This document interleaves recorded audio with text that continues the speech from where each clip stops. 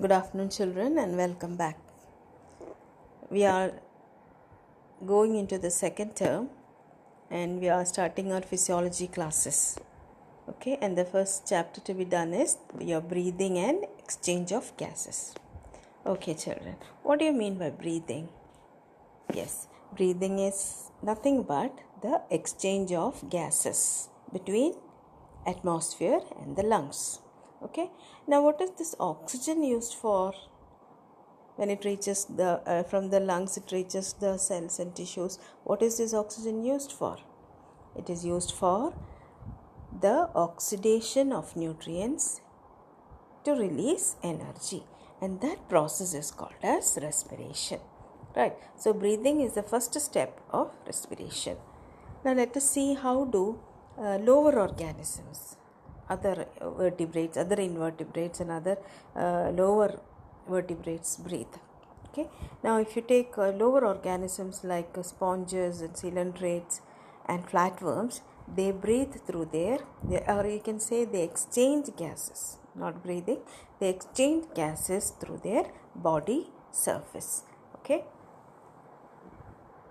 and in the case of this earthworm, frog and leeches, they also exchange they have a moist skin, you know that they have a slimy moist skin. Okay, and which help in exchange of gases between the atmosphere and the body.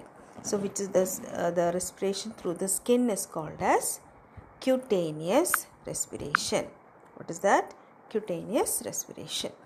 Now in the coming to the insect groups, the insects have many organs. Different groups of insects have many different organs of respiration. The special ones are along side of their body, along the sides of their abdomen. You can see there are openings which are called as tracheal openings, and in these tracheal openings will lead to internally to a network of tubes and channels which is called as tracheal tubes. Okay, so this type of respiration is seen in insects, centipedes, millipedes, spiders, etc.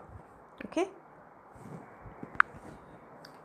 and in the case of fishes, fishes breathe with the help of gills, which is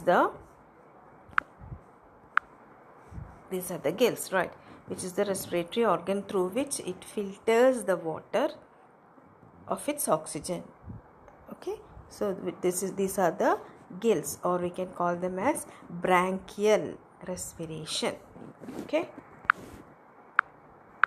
and in all higher vertebrates, including human beings, all these organisms breathe with the help of their lungs. Okay, and coming to the human respiratory system, you have studied this in lower classes and 10th also. I'm just briefing it up, that's all. Okay, so this our lungs or our respiratory system consists of organs called the nostrils, starting with the nostrils, the nasal cavity, and from the nasal cavity the air goes to the pharynx region. Pharynx, this is the pharynx region. Okay, and at the pharynx region, there is a short tube runs which is called as the trachea. Okay, and in the chest cavity, the trachea will divide into two branches called as bronchi. Two branches called as left and the right bronchi, and the bronchi penetrates inside the lungs and further divides into many more branches which are called as bronchioles, right, and the bronchioles finally will lead into small air sacs inside the lungs which is called as alveoli. Okay, now we can divide this entire respiratory system into two areas. One is the conducting part. Which is the conducting part? The nostrils, the nasal cavity, the pharynx, the bronchi, bronchioles, all those things, they transport the oxygen, not oxygen, air we can say, from the atmosphere into the lungs, right? So this forms the conducting part. And the second thing is the exchange part. And which is the exchange part? Where the oxygen and CO2 is exchanged between the lungs and the blood? Yes, it's the alveoli. Okay, so all the other regions become the conducting part, and the exchange part is the alveoli. So the conducting part not only transports the air into the alveoli, it also clears the nose. The nose have hairs, right? Hair and mucus inside the nose. So it clears air from foreign particles and dust and other particles also. And also it humidifies and brings the air to the body temperature. As it reaches the other parts of the respiratory system, the air will attain the body temperature, right? So it also humidifies and brings the air to body temperature. So after the nostrils, the air is led to the pharynx region. Pharynx, where from the chest cavity you find two tubes running alongside each other. One is the air cavity, the other one is the passage for the food, right? And at the starting point, and the windpipe and food pipe, I said. The windpipe is very short and is called as the trachea.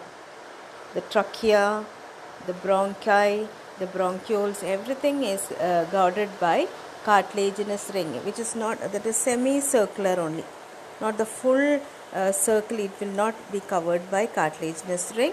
It is supported by incomplete cartilaginous half rings. Okay, and at the starting point of the trachea, you find the voice box or the larynx or the voice box. Okay, now immediately after that, the trachea is guarded by a structure which can close and open, which is called as the glottis is the opening of the trachea, right? And which is guarded by epiglottis. Now when you eat the food, it is said that we should not talk while eating. Yes or no? Right, why it is said like that? When we talk and eat, sometimes the food particles may enter the trachea and enter into the lungs. So immediately what we'll do? We will be coughing it off, right? So that is why we are not asked to talk while eating. Okay, so this trachea, the glottis, that is the entrance to the trachea, is guarded by epiglottis. Okay, so when we eat, there is a process called as swallowing. When we do that process, immediately the epiglottis closes and the food directly goes to the food pipe instead of getting into the air pipe or windpipe. Okay, children? Okay.